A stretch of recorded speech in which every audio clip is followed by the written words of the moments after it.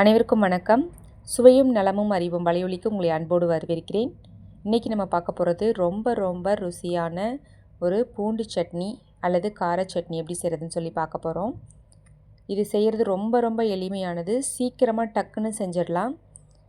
அதற்கு தேவையான பொருட்கள்: ஒரு 10 பல் பூண்டு, ஒரு சின்ன கோழி குண்டளவு புளி, ஒரு 10 வரமிளகாய், 3 தக்காளி, தேவையான அளவு உப்பு, தாளிக்க நல்லெண்ணெய், கடுகு, உளுத்தம்பருப்பு, கருவேப்பிலை.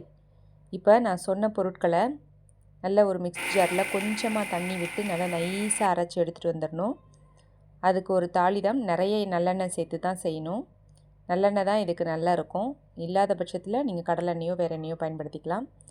இப்போ நல்லெண்ணெய் சூடானதும் கடுகு, உளுத்தம்பருப்பு போட்டு பொரிய விட்டு கருவேப்பிலை சேர்த்து நம்ம அரைச்சி எடுத்துகிட்டு வந்திருக்க விழுதை அதுக்குள்ளே சேர்த்துடணும். இதில் அதிகமாக தண்ணி விடக்கூடாது. தண்ணி விட்டால் நம்ம ரொம்ப நேரம் கொதிக்க வைக்கிற மாதிரி ஆகிடும்.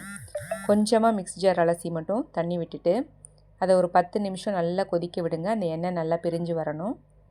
இதை நீங்கள் வெளியிலேயே கூட வச்சுருந்தாலும் ஒரு வாரத்துக்கு கெட்டு போகாமல் இருக்கும். இது இட்லி, தோசை, சப்பாத்தி கூட ரொம்ப அருமையான ஒரு காம்பினேஷனாக இருக்கும்.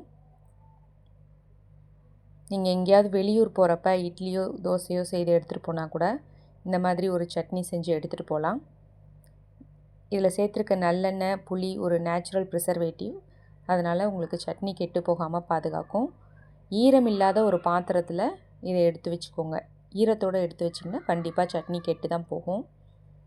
நீங்கள் இதோட கலர் இன்னும் அடர் சிவப்புக்கு வரணுன்னா சுருள் மிளகாய், அதாவது காஷ்மீரி சுருள் மிளகாய் பயன்படுத்தினீங்கன்னா இன்னும் அடர் சிகப்பு நிறத்தில் வரும்.